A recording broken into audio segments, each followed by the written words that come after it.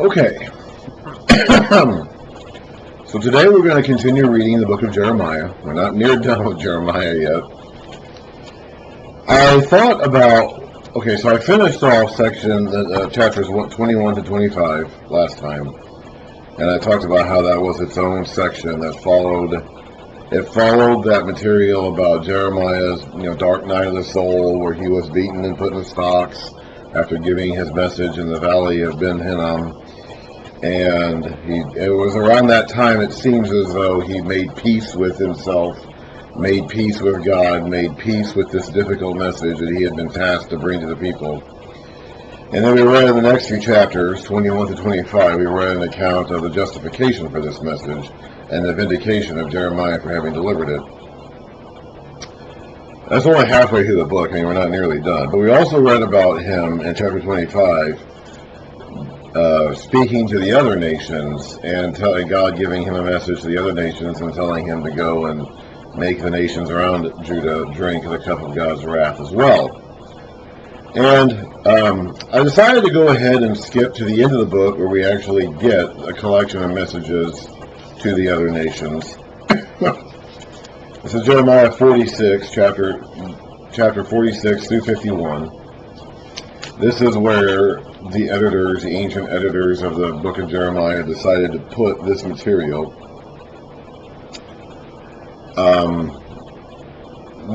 Some versions, the Greek version of the Old Testament actually puts this material after the section we just got done reading, where we read about God telling him to give these messages to the nations. So it's the entire book of Jeremiah is not written chronologically, so it's not like there's really any one better place to put it or another.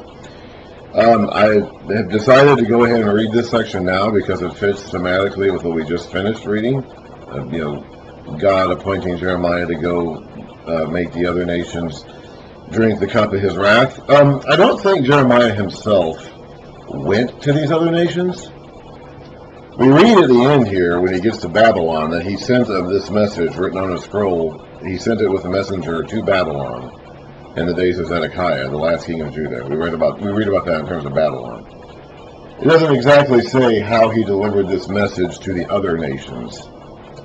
But my guess is that there's probably one of two possibilities. I don't think he himself went to these nations. He didn't go to Babylon, as far as I can tell. I mean, we read about him sending the scroll to somebody else in Babylon. He didn't go there himself. It would be very difficult for someone to do all this traveling like he's doing, and especially, he was in Jerusalem. His ministry was in Jerusalem. He was not a warrior or a general, so he wouldn't have been taking these state-sponsored trips. He was not a friend of the royal family during this time. So I don't think he would have had the means or the access, the resources, or the ability to actually travel around like this. So there's two possibilities. He would have sent messengers, like we know he did to Babylon at the end of chapter 51 to read about that. Or it's possible, in some of these cases, there may have been ambassadors who came to Jerusalem to speak with the king, and Jeremiah gave these ambassadors this message when they came there. It's possible too. I think that's actually more likely in most cases. There may have been at some point or another a conference of the nations in Jerusalem as they discussed what to do about Babylon. And it's possible that, I think very likely in fact, that during that, at such an instance, Jeremiah would have given a lot of these messages to the envoys who came to Jerusalem for that reason. But we really don't know for sure. Something else to say here is that, these are current events from their perspective. When the things that he's going to be talking about here would have been, hot off the press news in their day. That was 2,600 years ago. Okay. We don't really know for sure. All this stuff, all these events they're talking about here, these battles and these conflicts between the nations that are going to lead to destruction for various people groups. This was 2,600 years ago, so it's hard to say exactly when some of these prophecies were fulfilled. Some of this is material that really has kind of sunk beneath the sands of time, because we don't really know what some of this stuff specifically refers to, and that's okay. That's okay. This material was written primarily to the people of Jeremiah's own day. he sent this material to these ambassadors or to these rulers of other nations, warning them about what was ahead for their nation. That was 2,600 years ago. That whatever happened to them in their day, it's done and over with. It's been over with for a long time, and we don't have direct confirmation of some of these prophecies. The basic thrust of all of this is that basically Nebuchadnezzar, king of Babylon, is going to take these nations out, and then at some point in time, someone's going to take Babylon out. Like in the end, like that's basically the message being spoken here. We know that Babylon fell to the Medes and the Persians in 539 BC. We'll actually read about that in the Bible itself as we go on. Some of this stuff we really don't know exactly when it happened. We know that Babylon did finally go up against Egypt in around, I think, the year 568 BC is when he finally went into Egypt.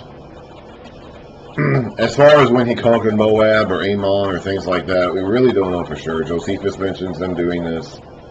So some of this stuff is going to be obscure. In terms of events that we can specifically tie these prophecies to, some of it's going to be obscure. And some of it we're just going to have to accept has kind of lost some of it has sunk beneath the sands of time, in the sense that we don't really know exactly what some of these things are referring to.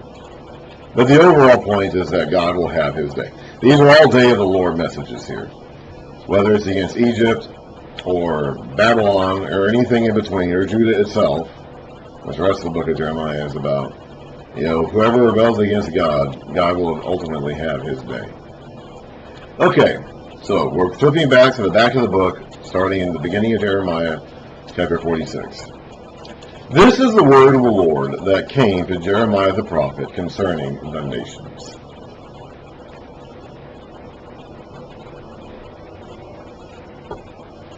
Concerning Egypt. Egypt is first on the list.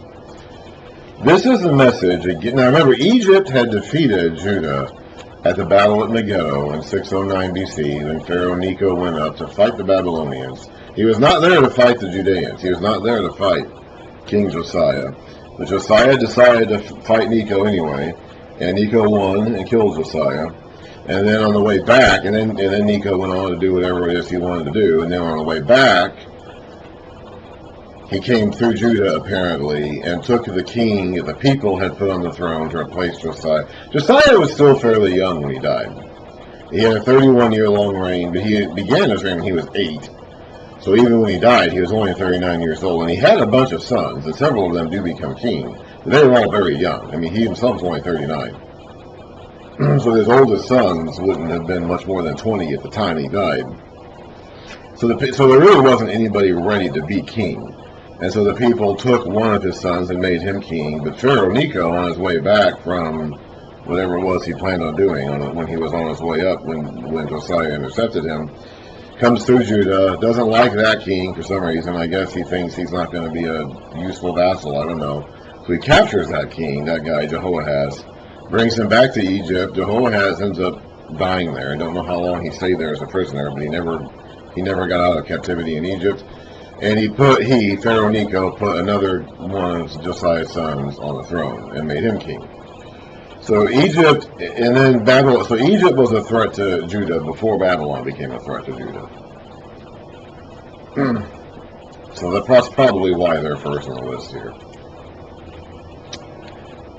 Concerning Egypt, this is the message against the army of Pharaoh Neco, king of Egypt, which was defeated at Carchemish on the Euphrates River by Nebuchadnezzar, king of Babylon, in the 4th year of Jehoiakim, son of Josiah, king of Judah. So Jehoiakim is the king that Neco put on the throne after deposing the people made the king in the wake of Josiah's death.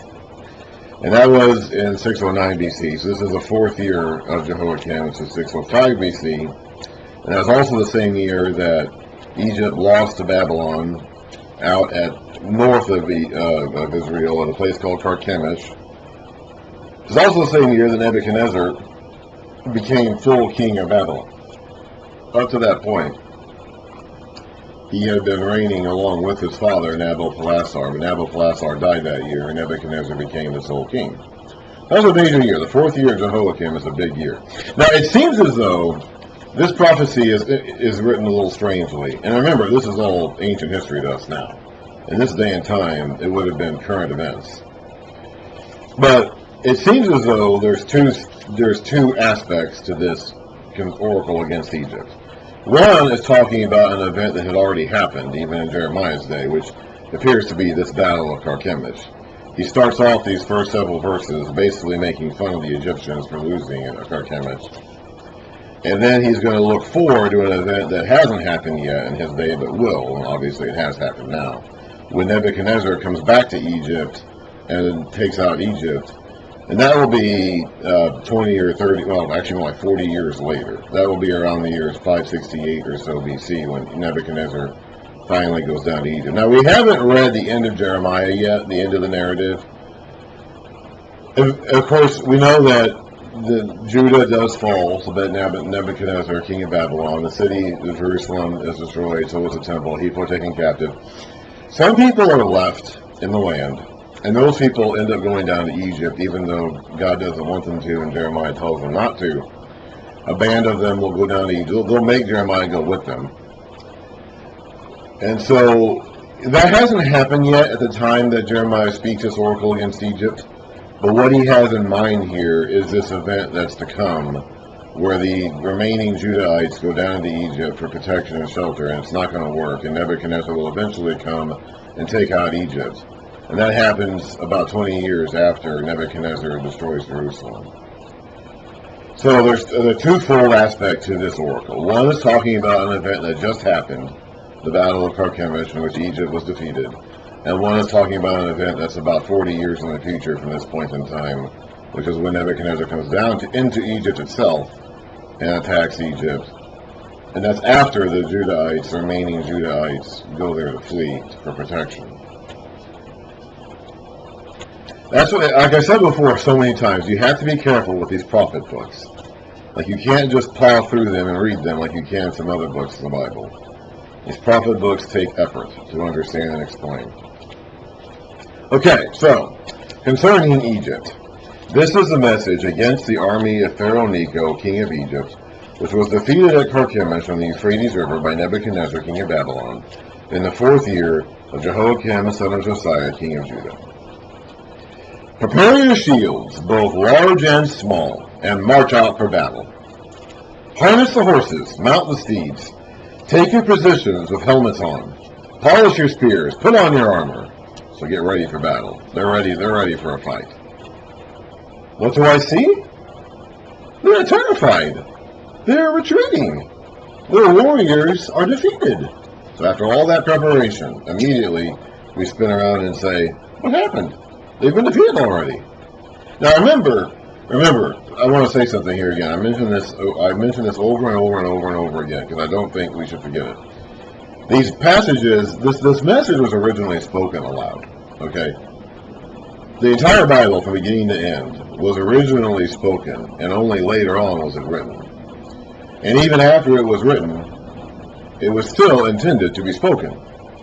The idea, even in the written part, even into the written word, the stuff that ended up getting preserved in written form for later generations, the idea would have been that somebody would have read this message out loud in front of a group, in front of a congregation.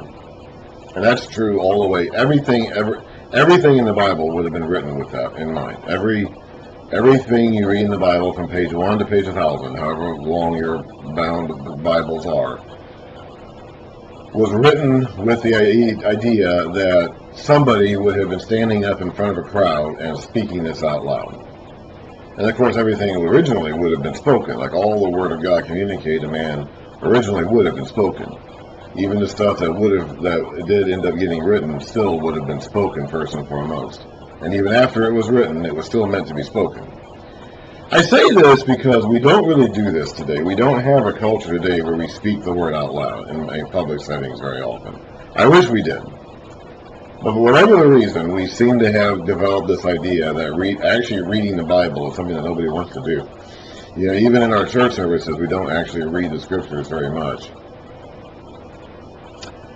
But it was meant to be read aloud, and it was meant to be read aloud in a congregation setting. And the person reading it would have been rehearsed and trained to read it.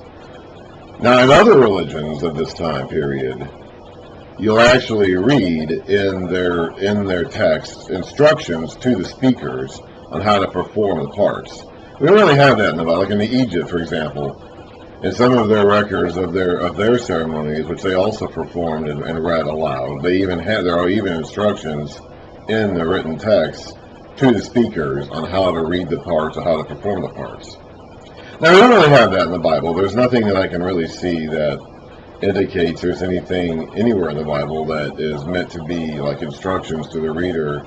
I guess you could say some of the Psalms have that. The songs were meant to be songs. They're songs that are meant to be sung. But and even then, like we today don't really know what those instructions mean because some of those terms are obscure and we don't know what they're referring to. But I say all this because, like, in sections like this, you have to remember the original speaker would have been like a trained, rehearsed speaker. Okay, so when you put when you read it, which I just did there, like it makes sense to try to capture the mood that this would have been spoken in.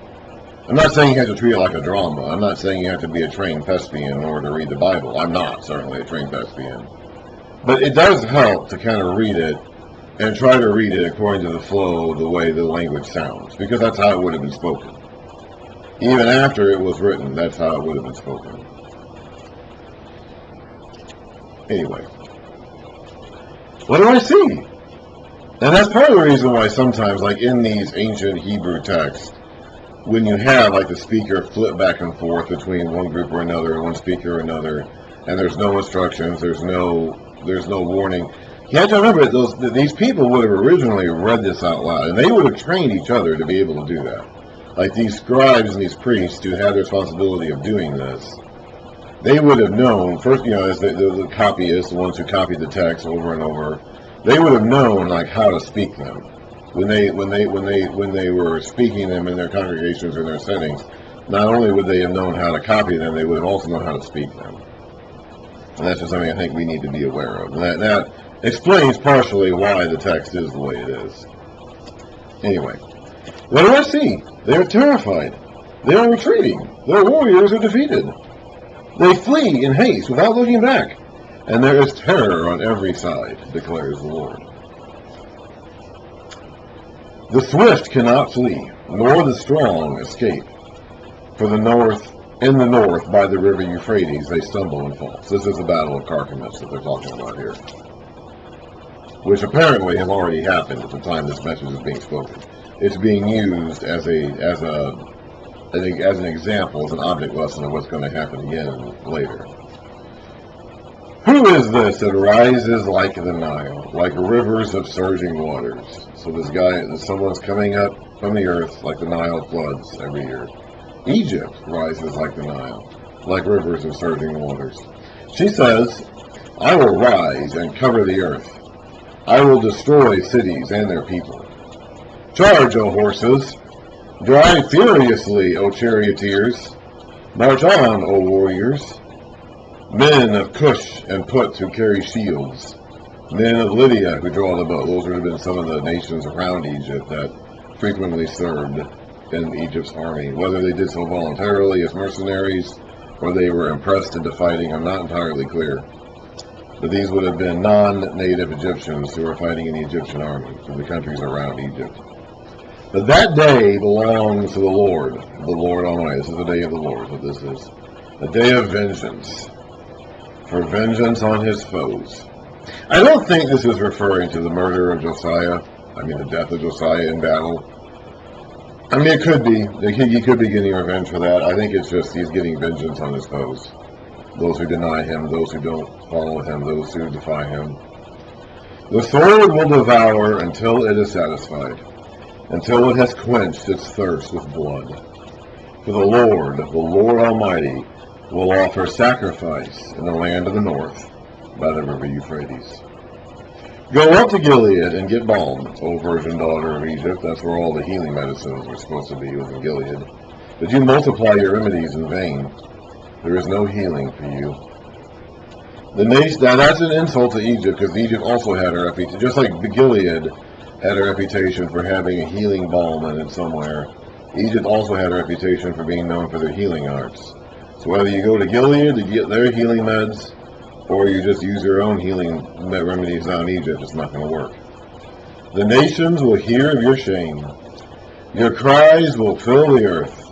One warrior will stumble over another, and both will fall down together. This is the message the Lord spoke to Jeremiah the prophet about the coming of Nebuchadnezzar, king of Babylon, to attack Egypt. Now this would happen years after the Battle of Carchemish. That was not in Egypt. That was up by the Euphrates River. Egypt went up to meet Babylon in battle there. This is an incident where Babylon is going down into Egypt to attack Egypt on its home turf. And remember, at this time, there would have been some Judean refugees who would have fled Jerusalem and Judah and gone into Egypt, which God did not want them to do, and specifically told them not to do. So this is partially a judgment on that unfaithful remnant that's taking refuge in Egypt. Announce this in Egypt, and proclaim it in Megiddo. Proclaim it also in Memphis, or North. These are some of the towns in Egypt, and Tahpanhes. We'll read about these names again when we get to the section about the Israelites actually going here, which we skipped in order to get right to this material. Take your positions and get ready, for the sword devours those around you. Why will your warriors be laid low? They cannot stand, for the Lord will push them down. They will stumble repeatedly. They will fall over each other. They will say, "Get up, let us go back to our own people and our own native lands, away from the sword of the oppressor." Remember, Egypt's army is made up of more than just native Egyptians. We read about Cush and Put and Lydia, some of the nations around Egypt. They're not going to hang around. They're not going to put their lives on the line for Egypt's sake. If the battle is going badly for Egypt, they're going to flee. There they will exclaim, "Pharaoh, king of Egypt, is only a loud noise. He has missed his opportunity." I'm not entirely clear what that refers to. That seems to be a reference to some specific act that Pharaoh made that missed his chance. I don't know exactly what. I read somewhere that it could be, I said earlier how in the 4th year of Jehoiakim, 605 BC, in that same year, Nebuchadnezzar became king of Babylon, and he had to abandon his attack in the west to go back to Babylon to become king, to be crowned king, before anybody else could take over while he was gone. I read somewhere that it could be a reference to that. Pharaoh should have pressed his advantage at that time when Nebuchadnezzar was having to deal with that. I don't know. It could be that, or it could be something else. It could be something that happened later on when Egypt was coming down when Babylon was coming down into Egypt to attack, and there was an opportunity there to maybe rebuff them, but they missed it somehow. Some strategic opportunity they missed. I don't know. I really don't. "As surely as I live, declares the King, whose name is the Lord Almighty, one who will come who is like Tabor among the mountains, like Carmel by the sea." These are mountains that stand out from their surroundings. So this is a guy, someone's going to come who's going to stand out from the rest. "Pack your belongings for exile, you who live in Egypt, for Memphis will be laid waste and lie in ruins without inhabitant." Egypt is a beautiful heifer, or cow, but a gadfly, or horsefly, is coming against her from the north. The mercenaries in her ranks are like fattened calves. They too will turn and flee together. They will not stand their ground, for the day of disaster is coming upon them, the time for them to be punished. Egypt worshipped bulls, so this is somewhat, the Apis bulls of Egypt were a big part of their religious ceremonies. So this is somewhat of an insult against them. It's not just a description or a figurative way of talking about their upcoming defeat. It's also an insult and a mockery. "Egypt will hiss like a fleeing serpent." The serpent was one of the symbols of Egypt. So this is another example of the figurative language of the Bible, using the nation's own symbols against them in a way of mocking them. "Egypt will hiss like a fleeing serpent as the enemy advances in force. They will come against her with axes, like men who cut down trees. They will chop down her forest, declares the Lord, dense though it may be. They are more numerous than locusts. They cannot be counted. The daughter of Egypt will be put to shame, handed over to the people of the north." The Lord Almighty, the God of Israel, says, I am about to bring punishment on Ammon, god of Thebes, on Pharaoh, on Egypt and her gods and her kings, and on those who rely on Pharaoh. And that's probably a reference to the Israelites who fled to Egypt in the wake of their own disaster. I will hand them over to those who seek their lives, to Nebuchadnezzar, king of Babylon, and his officers. Later, however, Egypt will be inhabited as in times past, declares the Lord. Do not fear, O Jacob, my servant. Do not be dismayed, O Israel. I will surely save you out of a distant place, your descendants in the land of their exile. Jacob will again have peace and security, and no one will make him afraid. Do not fear, O Jacob, my servant, for I am with you, declares the Lord. Though I completely destroy all the nations among which I have scattered you, I will not completely destroy you. I will discipline you, but only with justice. I will not let you go entirely unpunished. So even the heel of God need to be reprimanded for their sin when it gets out of hand. So the nations around them then can't expect any better.